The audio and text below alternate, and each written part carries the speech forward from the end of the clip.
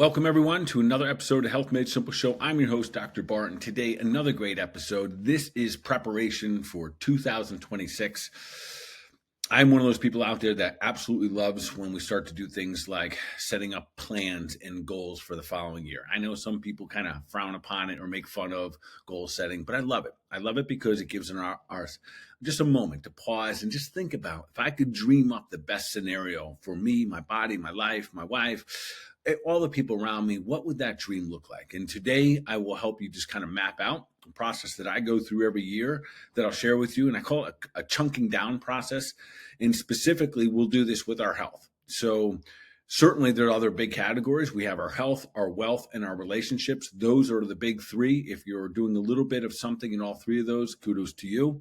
Today we'll focus mostly on your health, yet they're going to have a huge influence and impact on the other categories as well. Make no mistake, the most valuable asset you have is your health. It is your greatest commodity. And unfortunately, without your health, we don't have much of anything. I'll give you a quick example before we dive in today. About 2 weeks ago, I did some traveling. I was up in Nebraska. Great people up there. I was teaching an all-day seminar on gut health and functional nutrition, functional medicine. And then from there, we flew back to Atlanta. Some of our flights got bumped due to some weather or whatnot. And then we ended up in Atlanta. And from there, we got more bumping of the flights to the next thing that happened. Our flight got canceled. I decided that I still wanted to get home because the next day was going to be just as challenging. The airport was packed. It was just a mess. It's getting later in the evening. So we decided that we would get a car and drive. And lo and behold, that put me back into Atlanta sometime on Monday morning, 3 o'clock in the morning, something like that. That being said, I was basically up for 24 hours after staying in a hotel and teaching for a long period of day. I got myself run down. And so I'm not going to blame it and say, oh, there's a lot going on out there. It's flu season, blah, blah, blah. No, I got myself run down. Monday morning, I was stacked with appointments. And this is very important as we this story is going to go somewhere. I was stacked with appointments and I knew I wasn't really feeling great. And I made the decision to push through. And I pushed through and I made it through those appointments, but I was getting depleted. I hadn't slept. I was up for, roughly 24 hours at this point. And I went through all my appointments and I knew that I was just depleted. Now, Tuesday's a clinic day for me, which means game on. That I go in full steam ahead, lots of energy. I bring the energy to the table. I'm helping, giving, loving, and serving on people. And by the end of Tuesday, I knew that I had hit the wall and I was going to pay for this one. And sure enough, the fever started to come in on Tuesday. Wednesday, I had more appointments and I didn't cancel them. I made more decisions. I chose to push forward. It's not that there was some bug out there that some little kid on the plane gave me. I chose to push forward. And as a result of it, my body chose to push back. By Wednesday night, I had a temperature probably 102, maybe getting close to 103, and I was curled up in fetal position on my bed. And then the next couple of days unfolded. I had to cancel a trip. I chose to cancel a trip. I didn't want to cancel the trip because I wanted to go out to Vegas and do another thing, but my body had rebelled against me. I'm saying all this to tell you this, folks. We do not get sick because of the season. We get sick. Your body expresses symptoms because we push it, because your body is telling you, talking back to you and saying, hey, listen, you did too much here and now I need to go do some healing. That's what my body did. So I missed my third day of work in 30 years. And then in that moment, the reason I'm sharing that with you is this: it became crystal clear to me that when Saturday and Sunday rolled around, I started feeling good. I was so grateful to feel good, to be clear-minded, strong, be able to go back and lift weights. And not because I had to, because I wanted to, because I wanted to feel what it was like to have a good, healthy, strong body. So grateful to feel good on a daily basis. And I mentioned it several times to my wife that I am so grateful that both she and I have good health. It is not by mistake. It is not by chance. It's not because of just genes, because we work our tails off for it. And I encourage everyone listening to this, keep doing your thing. Keep being the outsider. Keep pushing the envelope. Keep doing everything you possibly can to be the best version of yourself, because everything, if you start to lose your health, you don't feel good, you have a fever, you get diagnosed with Wiggly disease, everything in your life changes in that moment. And frankly, you're not very good for the other people in your life. I was a wet bag of noodles. I was no good. I couldn't help my wife around the house, couldn't do anything. So with that being said, perfect timing to reset. I love the new year because it just gives us an opportunity to do a little bit of resetting, making some plans, making some goals. And if you don't like those, you think they're funny that everyone does them and drops them, I don't care. I love opening up our minds to just that little dreamsicle moment of just saying, what if? What if I do this? And what do I do that? So let's break it down today. We're going to break it down to 3 categories. Look at each one of these. Look for your strength and look for your weakness when it comes to how you move, how you eat, and how you think. Those are those are the big picture. We're going to break each one of these down. I'm going to do it relatively quick. You can either write these down, revisit this, listen to it 5 times over, whatever it may be. But look at these when it comes to your overall health. We're going to start with moving.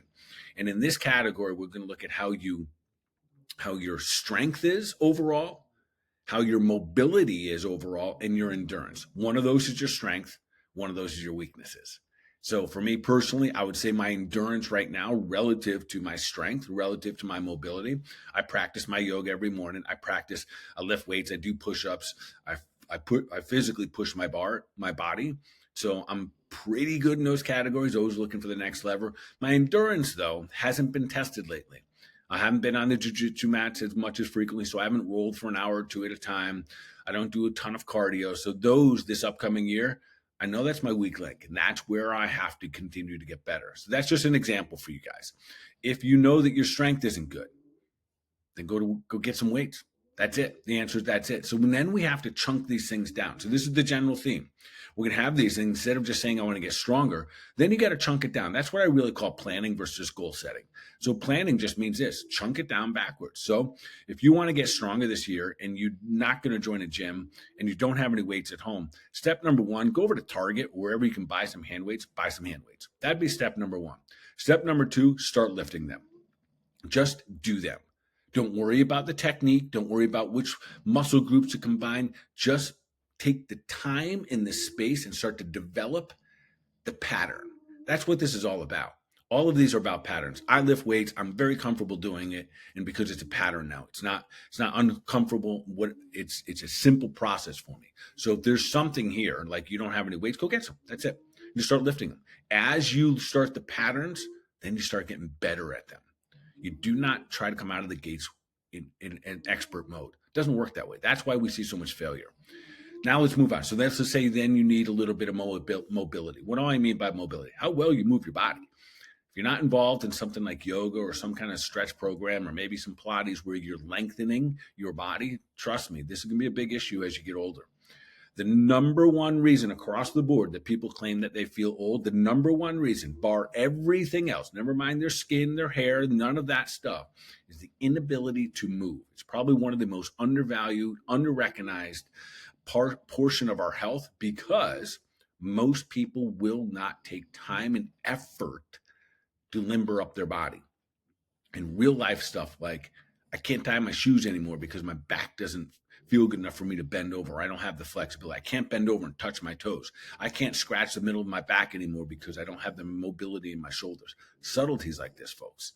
These are real things, and we start to see them. And that'll be the number one reason that most people claim that they feel old because they're having a hard time moving. So if you haven't necessarily started working on mobility, you know where to start. And I will tell you, as I go through all of these, the very thing that you want, the plan, the goal, this dreamsicle moment, is going to require you to do something different, you to think different, move different, act different. That's the big challenge, that we have to embrace the fact that there's going to be something that we are very comfortable doing right now that we're going to have to get uncomfortable with. Meaning that you think a certain way, you're going to have to you have a comfort in the way that you think and the way you kind of justify your thoughts and your actions. And now all of a sudden, we're going to have to change those up. So we have strength, we have mobility, and what's the simplest thing here? Yes, yoga, hands down. And the beauty about something like yoga too, it incorporates so much community that I think it's awesome. So when you go to a yoga class, one of the jokes I always say is that you've never seen a fist fight after a yoga class, which is pretty cool. It's because there's something about moving, stretching, and breathing together in a very controlled, very peaceful, very intentional way that brings out the best of people. So I've been involved in all kinds of different exercises. You name it, I've done it. And I will tell you that almost always, I think all exercise brings us out a little bit, but to see the way people float out of a yoga class is something special. So if you've never done anything like yoga, go get yourself. If you don't want to go to a class, get yourself a private instructor. If you don't want to do a private instructor, go to a class. You'll just find some other amazing human beings just like yourself there. All right, now let's talk about endurance. This is where it gets a little tricky. Usually it requires time. We can shorten up the time by doing exercising like HIIT exercises, high intensity interval training. These are where we got to put a little time. We got to put a little time on the road or on the bike. Our cardiovascular system, some endurance. Can you go out and do things for 2, 3, 4, 5, 6, 7, 8 hours a day physically and still wake up tomorrow and do the same thing? So I say I need to work on my endurance in that category, but I do push it.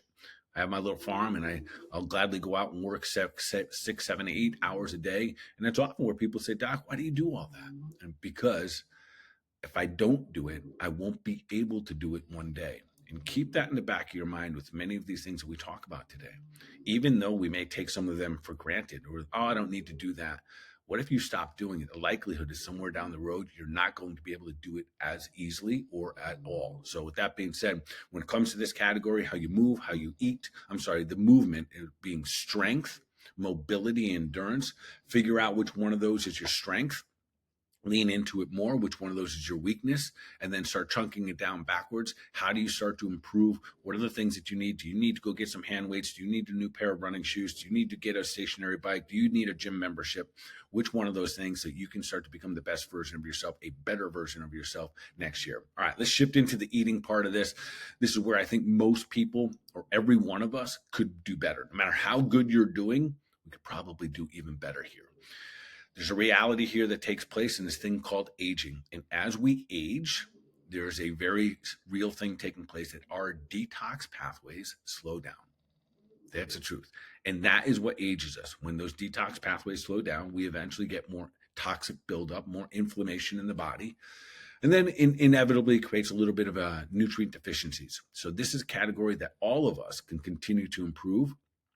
And it will require some inconvenience. It's going to require some discomfort and most likely another level of unfamiliarity. So in this same category is where I'm going to put weight loss, because people love to have weight gains or weight losses as their goals and their plans for the upcoming year. This is where I'm putting this. You notice I did not put it in the exercise program. I did that intentionally.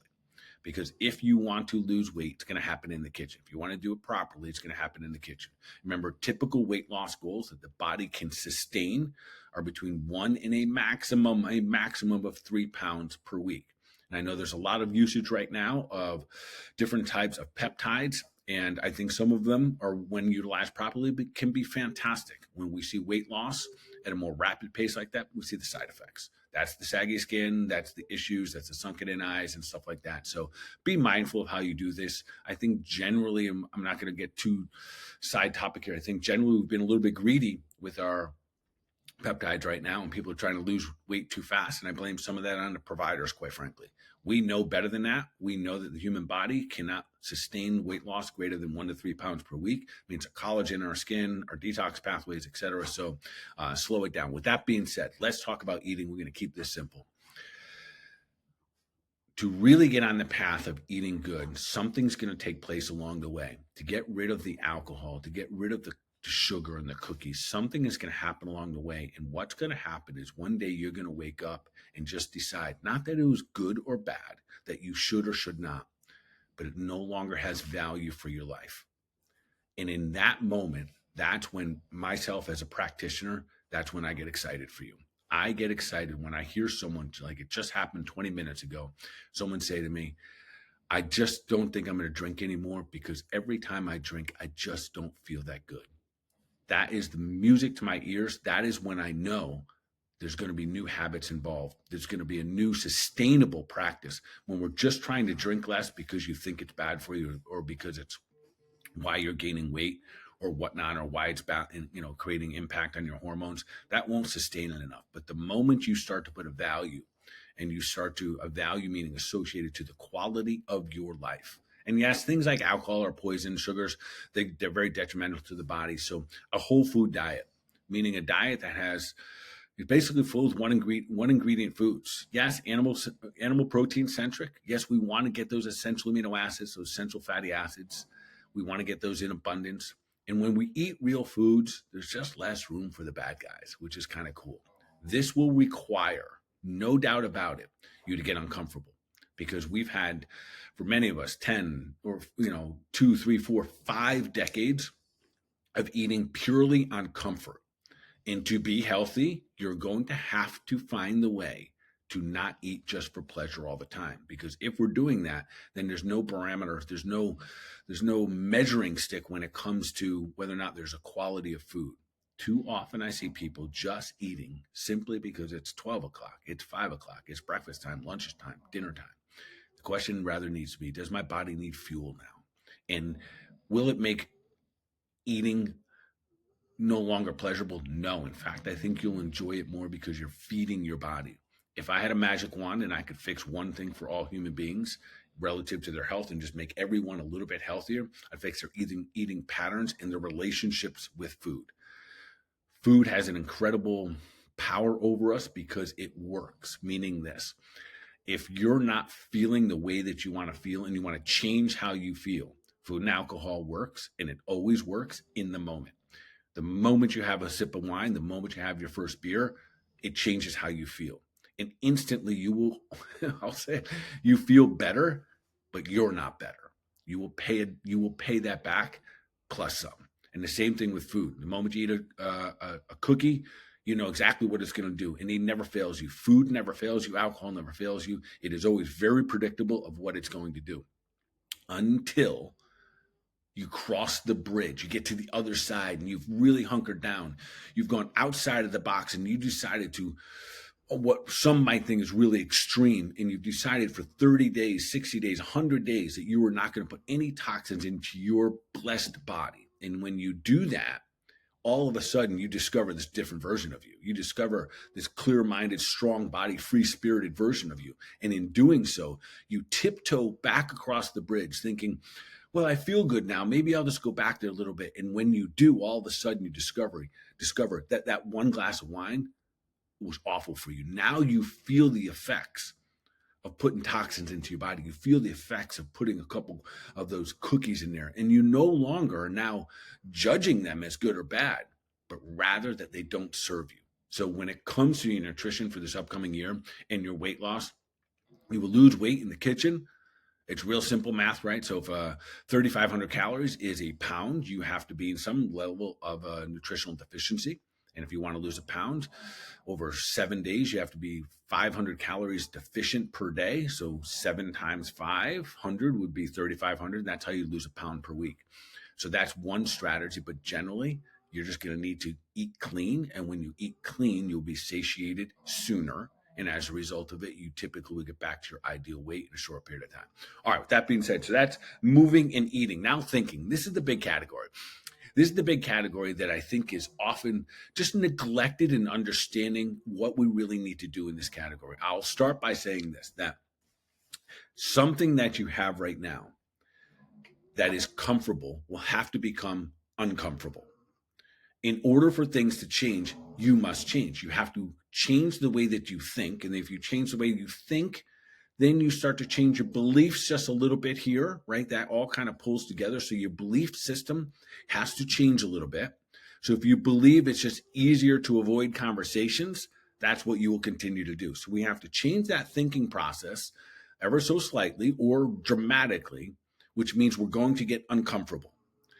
So in order for things to change this year, you can just surrender to the fact that you have to get uncomfortable.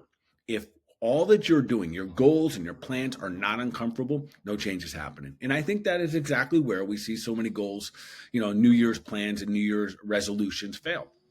It is the comfort and discomfort position. The moment we get a little bit uncomfortable, unfortunately, we're kind of taught not to get uncomfortable. If you don't feel good, take this, or you don't have to work so hard, take a break. Don't talk about these conversations because someone might get upset. Someone's emotions might be affected. Folks, we got to flip all that upside down. And we know that the other side, the very thing that you want to be, the very potential that you have, what you're capable of in this world, whether it be for your physical body, your relationships, your health, your wealth, your relationships, all of that starts with the way that you think. So we've got to tackle a couple things. So we got to get comfortable being uncomfortable. If you want change, this is the chunk down. So it might be this. Maybe you need to be better at responding to other people. Maybe you need to speed things up. Maybe you need to enhance your relationships because you don't respond well. So maybe you need to speed these things up. Maybe you need to get up earlier in the day so you can achieve more. Yep. That I did say it. Yep. Well, I don't like to get up that early. Blah, blah. Stop your whining. Most likely, if you need to achieve more in your life right now, whether it be for your health, wealth, or relationships, and especially your physical body, most likely it means you're going to have to get up earlier. It's a real simple thing. Is it uncomfortable? Probably for a little bit, but 15, 20, 30 minutes for you to get some extra exercise in the morning or spend some time in meditation or prayer, got to get up earlier. And that's what I mean by being uncomfortable.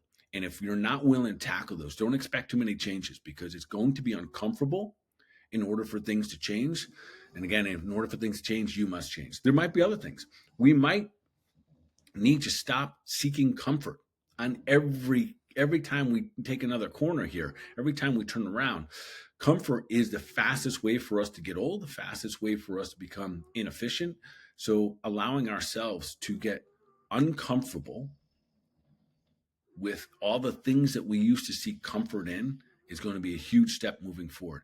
And this is, and this is always an interesting kind of conversation for all of us because everyone listening to you. So I know you right now that you've had a situation, say it's been a conversation you want to avoid with a certain friend, family member, business partner, etc. And you've avoided it because, oh man, and you come up with a story in your brain thinking, if I say this, they're going to think that. And then all of a sudden you do it. You have the conversation. And you're like, whoa, wait a minute. Nobody died. That wasn't so bad. The more comfortable you get with having those conversations, the better you're going to get at them. And then you're going to make them easier and easier. And the very things that you are avoiding, you start attacking and you find that you get better results in your life. This is the exact same thing that we were talking about earlier when it comes to moving your body and, let's say, getting stronger this year. Don't figure out how to be perfect with it. Don't figure out the exercise program. Go get the hand weights. Go to Target, get some hand weights and start lifting them. Push them over your head, push them out to the side and start the routine. And then you'll get better at it as it goes. All right, there's other things too here. So, and I'll share with you a little mantra that I use pretty much every single morning. And I've shared some of these in the past, and they are personal. So take them or leave them, whatever works for you. So every morning when I get up, I get my exercise routine in. But just prior to my exercise, I sit as best I can in quiet. And in that quiet means no phone. There's always some dogs around me, but that's about all my distraction. Typically, it's dark, and I will kind of go into my meditation prayer. And in that, I have a couple mantras, and I'll share a couple of those. Maybe these work for you. And one of my mantras is real simple, that I'm worthy of all the great things that this world has to offer me. And that if not now, then when? And I am worthy of all of these great things the world has to offer me. And today is my day. I say that to myself over and over and over again in the morning until I feel it. That this world, I'm worthy of all the great things that this world has to offer me, and that today is my day. I say those things until I believe them fully. And then I get after my exercise and I go attack my day. I will tell you this, the days I don't do it, they probably those days don't go as well as the days that I do. I combine that with a little bit of a gratitude meditation as well. And you could use that or share that or just discard it if you want. But some kind of conversation with yourself that serves you is going to be important.